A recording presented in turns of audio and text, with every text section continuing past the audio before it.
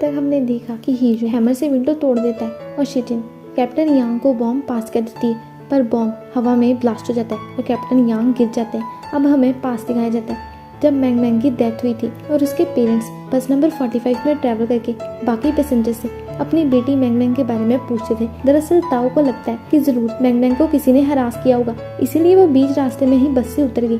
तो ताओ एक लड़की से पूछती है कि क्या तुम हर रोज इस बस नंबर 45 से ही ट्रैवल करती हो और क्या कभी किसी ने तुम्हें हरास किया है। लड़की कहती है कि नहीं, मेरे साथ तो ऐसा कभी नहीं हुआ। पर ताओ इस लड़की को काफी डरा देती है। ऐसा हमेशा होता था कि ताओ और वांग बस नंबर 45 के पैसेंजर से पूछताछ करते थे और फिर बस नंबर 45 का ड्राइवर पुलिस को बुला लेता था। पर फिर बस नंबर 45 के ड्राइवर ने ताओ और वांग की बस में एंट्री बंद कर दी। प्रेजेंट में अब 24th लूप में कैप्टन यांग ऐसे ही बुरी हालत में रोड पर पड़े हुए थे और ऑफिसर फैंग जल्दी से अपने मास्टर के पास जाते हैं और रोते हुए सबको एम्बुलेंस बुलाने को बोलते हैं। ये मोमेंट ना बहुत ही इमोशनल थी और कैप्टन यांग की आंखें बंद हो जाती है। जल्दी से कैप्टन यांग को हॉस्पिटल ले जाया जाता है। हॉस्पिटल में डॉक्टर हीजुन की चोट की भी ड्रेसिंग करती है और बाहर आते ही ऑफिसर फैंग हीजुन से पूछते हैं कि तुम्हें किससे पता था कि बस में बॉम्ब है, प्लीज मुझे बताओ।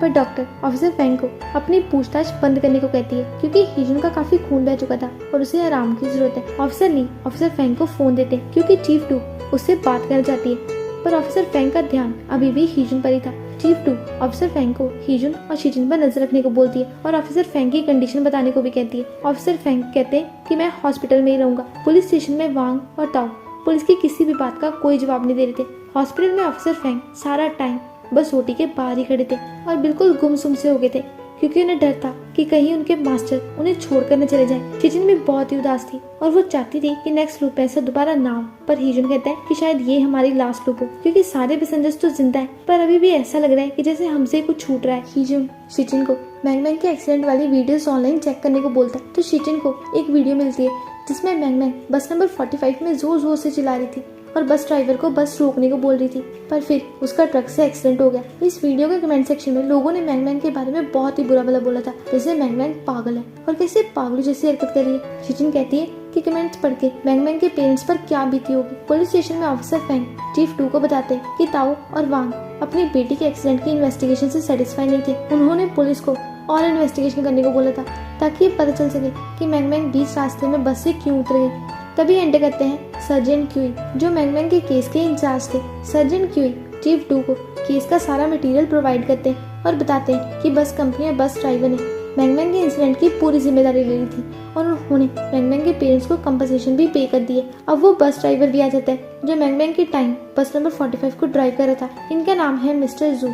मिस्टर जू 5 साल पहले ही पुलिस के सारे सवालों का जवाब दे चुके हैं और अब वो इस बारे में बात नहीं करना चाहते, पर सर्जेंट क्यू के कहने पर मिस्टर जू ऑफिसर को बताते हैं कि मैं उस लड़की को बीच रास्ते में बस से नहीं उतारना चाहता था, पर वो तो मेरा हाथ ही खींचने लगी और अगर स्टीयरिंग व्हील घूम जाता तो कुछ भी हो सकता था और किसी पैसेंजर ने मेरी कोई हेल्प नहीं की और मैं तो मैंग मैंग के पेरेंट्स से आंख भी नहीं मिला सकता। मुझे पता है कि मैंने अपना काम ठीक तरह से नहीं किया और इसके बाद मेरी जॉब भी चली गई थी और मैंने अपनी गलती मान ली थी। मिस्टर जू के अकॉर्डिंग मैंग मैंग का बस स्टॉप मिस हो गया था, इसलिए वो ऐसी हरकतें करी थी।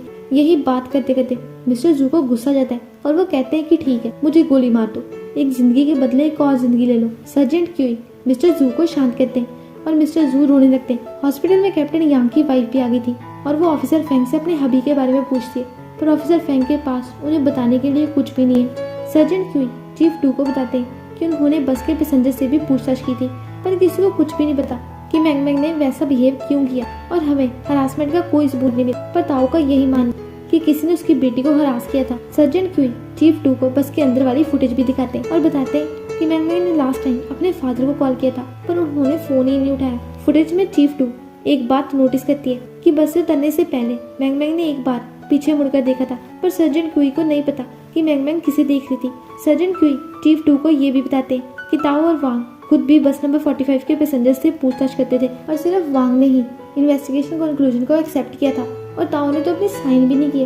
पर इसके बाद ताओ और वांग ने कंक्लूजन पर कोई ऑब्जेक्शन नहीं उठाया। ऑफिसर येजी चीफ 2 को ताओ के बारे में एक और इन्फो देती है। ताओ जियाओडो में स्कूल टीचर थी, तो अपनी बेटी की डेथ के बाद उसका बिहेवियर काफी वायलेंट हो गया था और ताओ ने तो एक स्टूडेंट को पीटा भी था, पर ताओ ने जॉब छोड़ दी। पर ऑफिसर येजी के अकॉर्डिंग शायद ताओ को स्कूल से फायर किया गया था क्योंकि स्टूडेंट के पेरेंट्स ने काफी बखेड़ा खड़ा किया था। इसके बाद ताओ जाइलन सिटी शिफ्ट हो गई और जाइलन आना भी ताओ का ही डिसीजन था। और वांग को भी उसने ही फोर्स किया था। हॉस्पिटल में अभी भी कैप्टन यांग का ट्रीटमेंट चल रहा था और फिर डॉक्टर रूम से बाहर आती है और सबको बताती है कि कैप्टन यांग नहीं रहे। इसे सबको बहुत बड़ा शॉक लगता है और अफसर फेंग की तो जैसे दुनिया ही खत्म होगी। ये बात सुनकर चीफ डू भी बहुत दुखी हो जाती है। अफसर फेंग खुद को संभालने की बहुत ही कोशिश कर रहे थे पर उनसे कंट्रोल ही नहीं हो रहा था। देन अफसर फेंग हीजुन के पास आकर उससे दोबारा वही सवाल पूछते हैं कि तुम्हें कैसे पता था कि बस में बॉम्ब है और तुम्हारे पास कैप्टन यांग का नंबर कैसे आया। शीजिन उससे कहती है कि उन्होंने हमें खुद अपना नंबर दिया था और ये एक लंबी स्टोरी है। और अब कैप्टन यांग कैसे हैं? अफसर फेंग उन्हें बताते हैं कि अब वो नहीं रहे पर तुम्हें मुझे सब कुछ सच सच बताना होगा। तभी ऑफिसर ली ऑफिसर फेंग को बाहर ले जाने लगते हैं। पुलिस स्टेशन में ताओ एक्सेप्ट कर लेती है कि ये बॉम्ब वाला प्लान उसी का था और बॉम्ब भी उसने बनाया था और इससे वांग का कुछ भी लेना देना नहीं है। वो तो बस चाहती थी कि वो और वांग एक साथ मिले और अपनी बेटी से मिले और फिर ताओ की तबीयत खराब होने लगती। दूसरी तरफ वांग का सबसे बड़ा गिल्ट ये था कि उन्होंने अपनी बेटी की लास्ट कॉल पिक नहीं की और उनकी बेटी तो बस 20 साल की थी पर लोगों ने उसके बारे में बहुत ही गंदी गंदी बातें की। और अब वांग ये एक्सेप्ट कर लेते हैं कि उन्होंने ताओ को जाइलन सिटी आने के लिए फोर्स किया था और ये बॉम्ब वाला प्लान भी उन्हीं का था क्योंकि वो इनकी बच्ची थी। चीफ टू कहती है कि इसका मतलब ये नहीं कि तुम उन इनोसेंट लोगों की जान ले लो, उनकी भी तो फैमिलीज है। क्या मैंग को ये सब अच्छा लगेगा? देन ड्राइवर वांग चीफ टू से माफी मांगते हैं। अब हम पास देखते हैं जब 5 साल पहले वांग जियाओडाओ में ट्रक चलाते थे।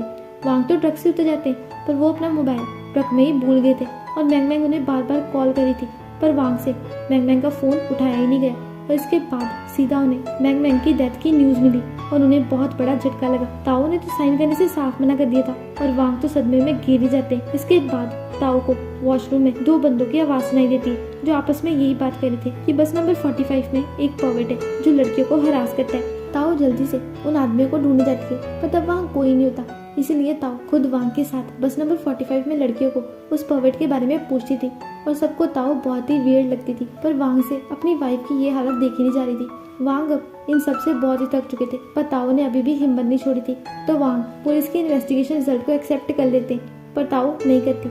इसके बाद ताओ फिर से अपनी टीचर वाली जॉब कंटिन्यू करती है पर उसकी तबीयत अभी भी ठीक नहीं थी। वो कुछ स्टूडेंट्स को आपस में फोन यूज करते देख लेती है तो वो उस लड़की से उसका फोन मांगती है जिस पर वो स्टूडेंट्स मैंग की ही वीडियो देख रहे थे।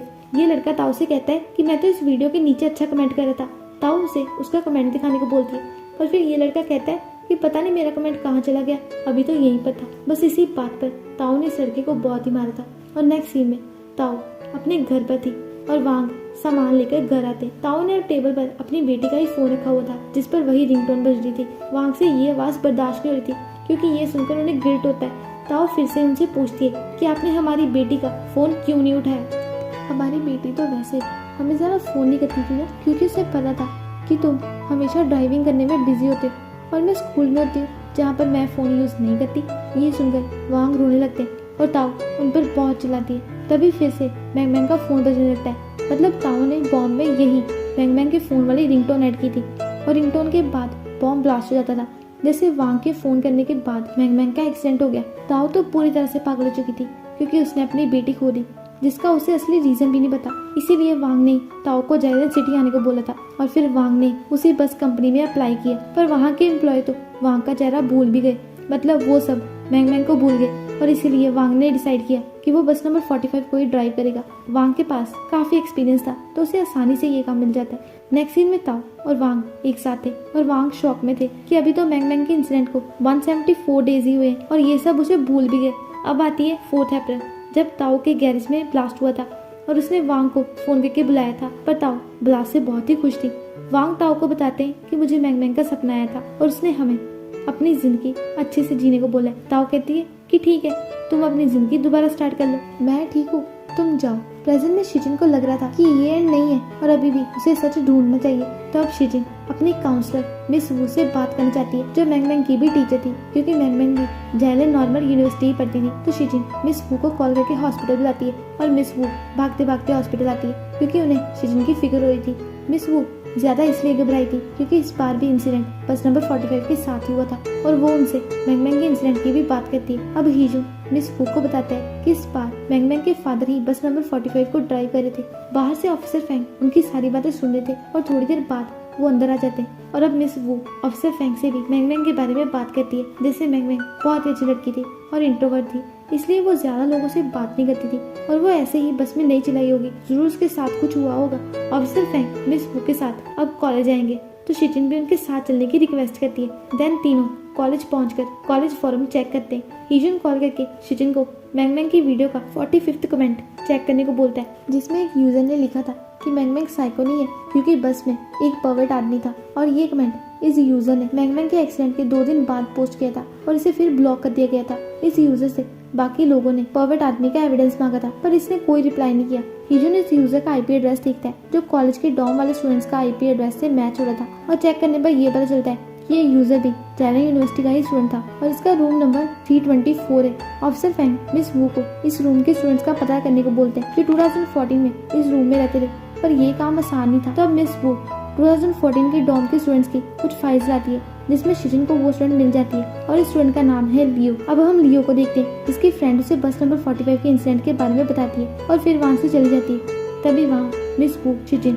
और अफसर फैंग आ जाते हैं। देन मिस वू लियो से 2014 में उसके पोस्ट के कमेंट के बारे में पूछती है पर लियो कहती है कि उसे इसके बारे में कुछ खास नहीं पता क्योंकि उसने बस ऐसे ही ये कमेंट पोस्ट कर दिया था और वो किसी भी बात का सही जवाब नहीं दे रही थी। शिजिन उसे पूरी सिचुएशन बताती है और मिस वू उसे रिक्वेस्ट करती है पर लियो को किसी पर भी विश्वास नहीं होता क्योंकि उसे डर था कि उसकी बात सुनकर सब उसे ब्लेम करेंगे। तो अफसर फैंग उसे वादा करते हैं कि वो उसकी आइडेंटिटी एक्सपोज नहीं करेंगे। तो बताओ कि तुमने वो कमेंट पोस्ट क्यों किया? क्या तुम भी उस दिन मैंगमैंग के साथ उसी बस में थी? लियो ऑफिसर फैंग को वादा करने को बोलती है कि वो उसे सेफ रखेंगे और ऑफिसर फैंग लियो से प्रॉमिस करते हैं। तो अब लियो कहती है कि मैं बहुत ही डर गई थी, मैं तो पुलिस को कॉल करना चाहती थी पर फिर मुझे डर था कि कहीं वो आदमी मेरे साथ कुछ गलत ना कर दे। उस दिन बस में एक मिडिल एज आदमी था जिसने ग्लासेस पहने हुए थे और वो मैंगमैंग को हरास कर रहा था और मैंने उसकी फोटो भी क्लिक की थी पर उसने मुझे देख लिया था। ऑफिसर फैंग उसे पूछते हैं कि क्या अभी भी तुम्हारे पास उसकी फोटो है? इस पर लियो चुप हो जाती है और ये एपिसोड यहीं पर खत्म हो जाता है। और वीडियो अच्छी लगी तो वीडियो को लाइक कर देना और चाहो तो कमेंट भी कर देना। तो चलिए अब मिलते हैं अगली वीडियो में। सब बाय बाय और सब्सक्राइब करना मत भूलना। Out of your mouth, you wish you were someone